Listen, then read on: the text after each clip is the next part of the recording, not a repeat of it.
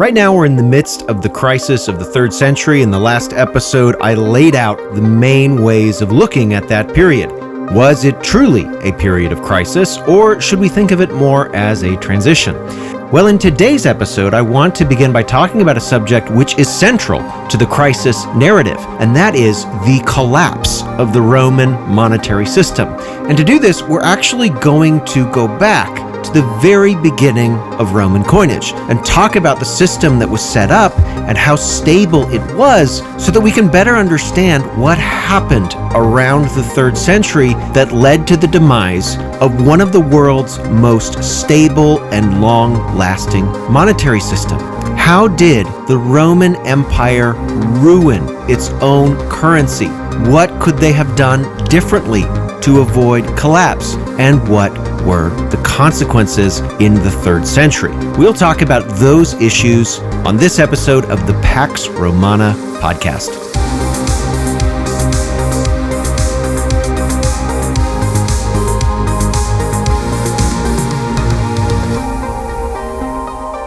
Episode 73, The Collapse of the Roman Monetary System. When Augustus came to power in 31 BC, which we talked about at the very beginning of this podcast, he did not need to reform, substantially at least, the Roman monetary system. When Augustus took over, the silver denarius had already been circulating for almost 200 years. There had been very few changes in its weight and silver fineness. It was a coin of nearly pure silver. Its exchange rate with other coins in the Roman system had been relatively stable, only changing one time in its 200-year history. The denarius was the bedrock, not just of the Roman monetary system, but it was a respected currency even beyond Roman borders. It was imitated by peoples in India. Denarius coins are found in parts of the world that the Romans never conquered. It was that trusted and reliable of a currency. So when Augustus took over, he kept the monetary system mostly as it was, although he formally added a gold coin to the system. So the Roman monetary system was a tri-metallic system. There was a gold coin, which could be used for transactions involving very expensive goods. Then there was the silver denarius with its trustworthy reputation.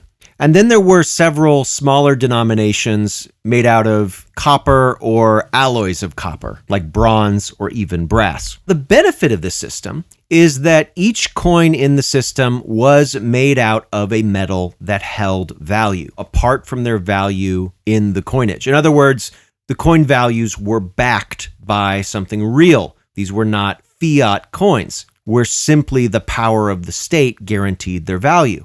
On the other hand, this came with some disadvantages. If the bullion value of these metals became quite different than the exchange value of the coins, so for example, the exchange rate between the main gold coin, the aureus, and the denarius, the main silver coin, was 1 to 25. For every 1 gold coin, you could get 25 silver coins in change. But what if the values of gold and silver as metals changed significantly because of market conditions or mining discoveries or an influx of one precious metal into the Roman economy, as it did, for example, after the sack in Jerusalem in 70 AD? So much gold was melted down from the Roman reconquest of Judea that the value of gold fell. And as a result, the exchange rate between the gold coin in the Roman monetary system and the silver coin in the Roman monetary system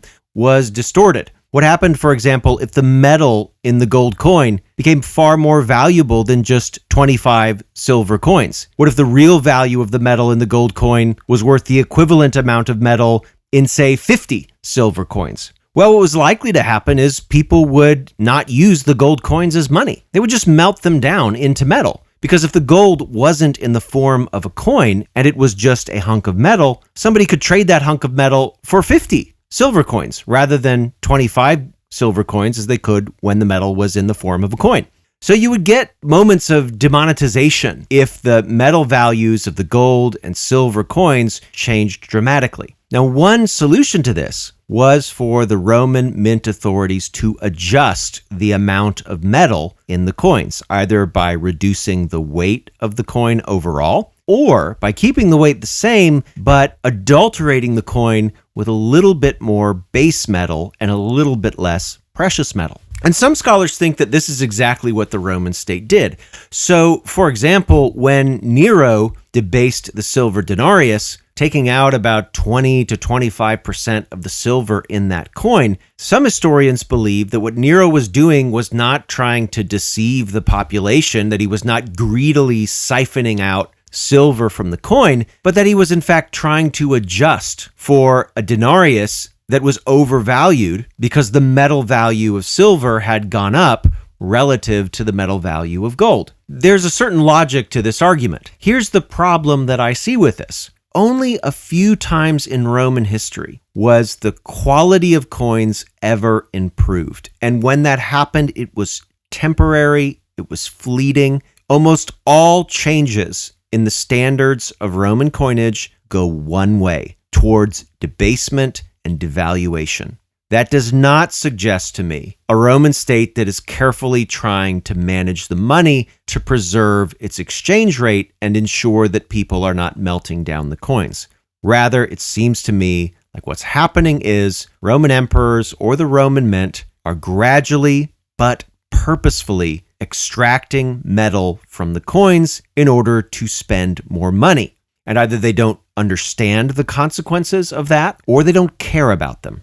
So when Nero debased the denarius after the Great Fire of 64 AD, it seems far more likely to me that he just needed to pay for his grand golden palace, and he just didn't have the silver to do it. And so he just debased his coinage so that he could mint more coins and pay for the palace that way.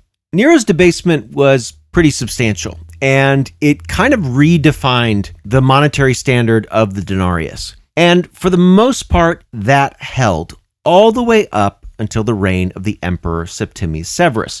There were a few tinkerings here and there. Certainly Commodus debased the currency, for example. But it was really Septimius Severus who abruptly and dramatically took about 50% of the silver out of the denarius. And then it was Caracalla after him, as we talked about in a previous episode, who debased the currency even more by just abandoning the denarius, minting his new coin, what we call the Antoninianus, a double denarius, in the hopes of deceiving the money-using population, but which in reality increased skepticism of imperial money. And it is around the time of Caracalla that we see some strong indications in other sources that people are becoming skeptical of Roman money. This is an inscription from southwestern Asia Minor, from the city of Mylassa, and it preserves a decree of the city council, which suggests that that city, if not others, were having serious problems with the use of money in the marketplaces. Here's what the decree says. If anyone, whether free or slave, other than the one who has leased and operated the city bank, is apprehended exchanging or purchasing currency in any way whatsoever, he shall be brought before the banker upon information laid before the council by any of the citizens. The security of our city is shaken by evildoing and villainy of a few people who take advantage and embezzle public property. By their agency, an exchange crisis has invaded the marketplace, preventing the city from obtaining necessities so that the people are without resources and the public is in want. For this reason also, the provision of the tribute to our lords, the emperors, is delayed. That's an inscription from 210 AD in the city of Mylassa. It's a little bit complicated, perhaps, to understand what the inscription is saying, so let me parse it out for you. The city of Mylassa, like many cities in the Roman Empire, had set up a monopoly exchange bank. That is, you could not just exchange coins with anybody. You had to use one bank, which was often just one guy or one family. They collected a fee every time you traded money. And we're not talking about trades of Roman currency for foreign currency. We're really talking about trades from, say, gold coinage to silver coinage, or silver coinage to bronze coinage. In other words, you could not simply go to a store and ask for the store to make change for you. You had to do that through a bank so that the banker could get his fee. But in this case, the citizens of the city of Mylasa are not using the bank, despite the fact that they are compelled by law to do so. Why aren't they doing that? Because the nominal exchange rates of the coins, the gold coins, the silver coins, and the copper-based coins, are wildly different because of debasement than the value of the metals in the coins. And so what people are doing is trading coins among themselves at values that better reflect the actual conditions on the market for those metals. So instead of trading, say, a denarius for 4 sesterces, which would be the normal exchange rate, they might be trading a denarius for 2 sesterces because the denarius has been substantially debased. There is, in effect, a black market in money rising up, at least in this city, and likely in others already at the beginning of the 3rd century.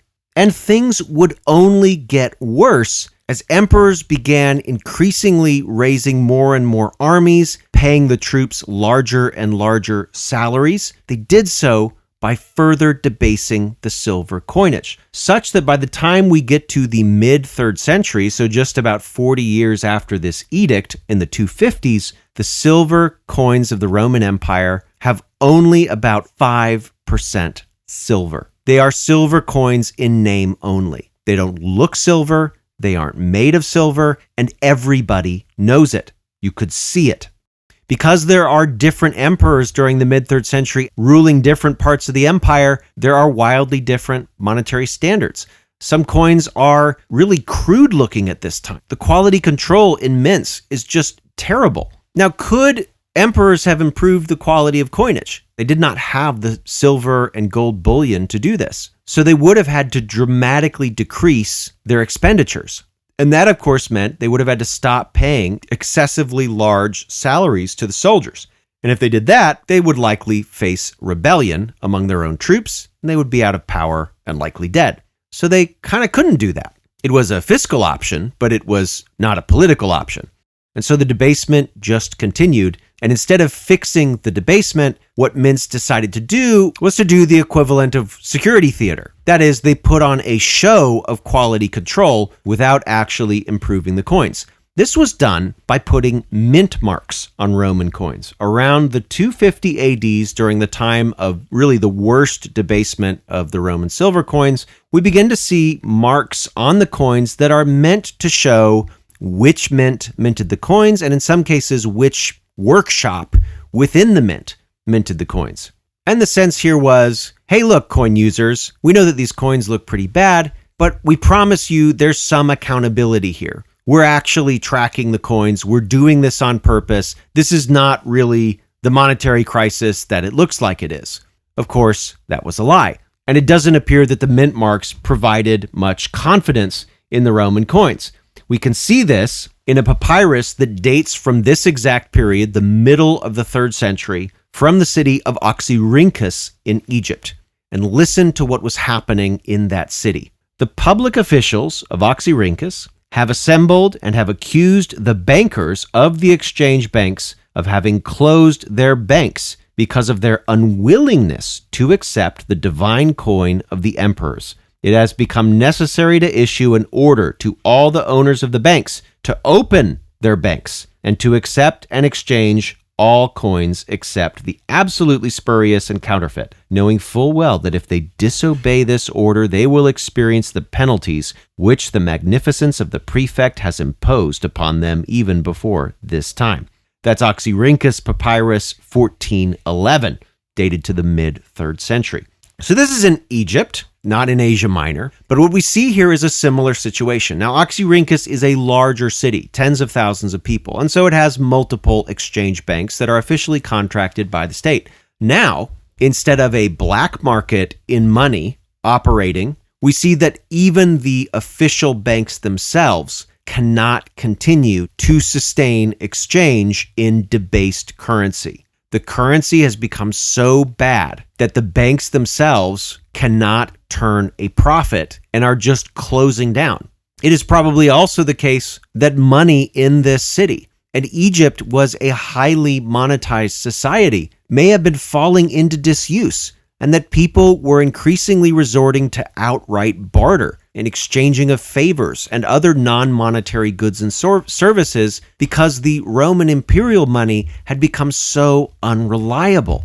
It's amazing to see how quickly a currency system that began after the Second Punic War in the 3rd century BC and had been stable up until the very beginning of the 3rd century AD had so rapidly fallen apart, such that even large cities could not sustain the monetary system. In the 4th century, silver as a currency would effectively disappear. The Roman denarius, which had been the bedrock of the Roman monetary system, vanished forever. Its brand, built on hundreds of years of reliability, was ruined in just a few decades. Instead, the emperors turned to gold. But like I said, this wouldn't be until the 4th century. For the rest of the 3rd century, no doubt due to the constant civil wars and foreign wars, it was just not possible for any emperor to muster the kind of lasting authority to tackle the problems in the Roman monetary system. There was one brief attempt that was made by the only crisis-era emperor to control the entire empire for a brief period of time. His name was Aurelian. Aurelian ruled from 270 AD to 275, just 5 years. That seems short compared to the reigns of the Pax Romana, but in the 3rd century crisis, when the average length of an imperial reign was 1.5 years, Aurelian's 5 years actually is a long time. Now, during much of that 5 years, Aurelian was reconquering the empire. It had been split up into 3 separatist states. So he was a very busy man. But he did reform the monetary system. And the mint workers did not like this. He actually faced a rebellion of the mint workers in Rome, which he suppressed by murdering a good deal of them. What was the reform that he put forward? It wasn't a return to a full silver coin. Instead, he basically told the truth. That was his reform. So instead of putting fake mint marks on the coins, he put a mark on the coin which told people the actual amount of silver in the coin. The mark is XX and then a space and then I. In other words, 20 XX to 1. 20 parts copper to 1 part silver. That is a coin of 5% silver. He put this mark on all of his silver coins, letting people know that yes, they were right. The coins had been debased. And finally, the government was going to acknowledge it and accept the consequences. And the consequences were very severe. During the years of Aurelian, prices jump up about tenfold in the Roman Empire. This must have been a shock to the system. At the same time, Aurelian, by finally being honest about what the government had done, restored confidence in the monetary system. It's true that there was no longer a coin of pure silver, but there was at least a coin with some silver, and the government was being honest about the amount, and prices were finally allowed to reflect the value of coins, and people probably started using the coins again.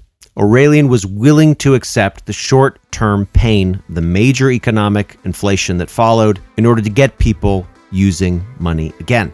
Aurelian, however, would be murdered, his reforms eventually undone, and it would take other emperors like Diocletian and then Constantine to enact much more sweeping reforms in the 4th century.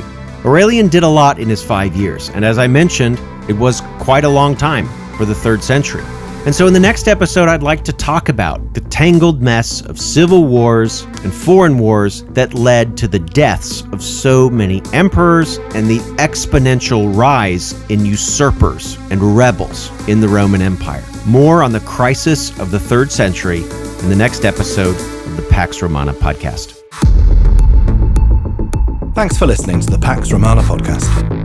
For more information, including a list of primary sources and further reading, check the show notes. Music by Red Productions and Exocore. Follow Professor Colin Elliott on X at ProfCPE or email colin@paxromanapodcast.com. Listen to more episodes on Spotify, Apple Podcasts, or just about anywhere podcasts are available. Stay tuned for the next episode of the Pax Romana podcast.